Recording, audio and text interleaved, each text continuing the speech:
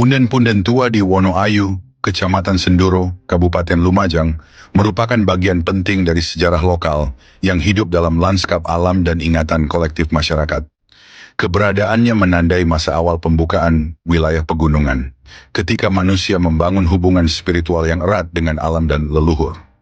Dalam perspektif sejarah budaya, punden-punden ini berkaitan dengan sistem kepercayaan animistik dinamistik yang menempatkan roh leluhur sebagai penjaga keseimbangan hidup. Punden Watu Lumpang dipahami bukan semata-mata sebagai artefak batu, melainkan sebagai simbol awal pengolahan hasil bumi. Dalam kerangka sejarah lokal, batu ini merepresentasikan ritual agraris awal yang menempatkan kerja manusia sebagai bagian dari laku spiritual. Punden Sanggar Latar memiliki karakter unik karena lokasinya berada di area pemukiman warga. Secara akademik, hal ini menunjukkan pola sakralitas yang tidak terpisah dari ruang domestik.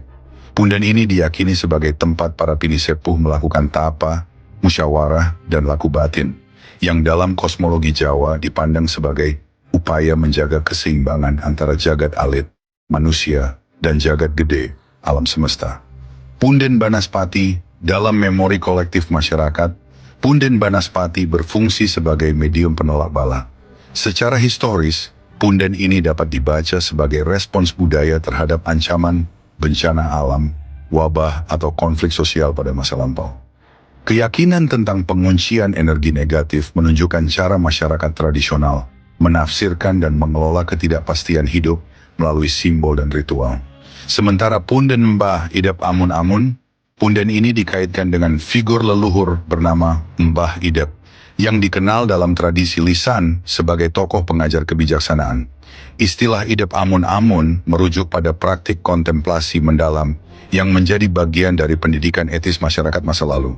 Dalam kajian sejarah budaya, punden ini merepresentasikan fungsi ruang sakral sebagai pusat pembentukan nilai, pengendalian emosi, dan pengambilan keputusan kolektif. Punden Sentono Sayusari Rejo menempati posisi penting sebagai simbol kesejahteraan desa. Secara historis, punden ini berfungsi sebagai pusat ritual komunal, terutama ketika masyarakat menghadapi krisis ekologis atau sosial. Nama punden yang syarat makna menunjukkan orientasi masyarakat terhadap harmoni, kemakmuran, dan ketentraman sebagai tujuan bersama. Nuansa magis punden-punden ini tidak dapat dilepaskan dari cara masyarakat menafsirkan alam, krisis, dan harmoni sosial. Punden-punden ini bukan sekedar tinggalan batu, melainkan arsip hidup sejarah lokal yang merekam relasi manusia, alam, dan spiritualitas lintas generasi.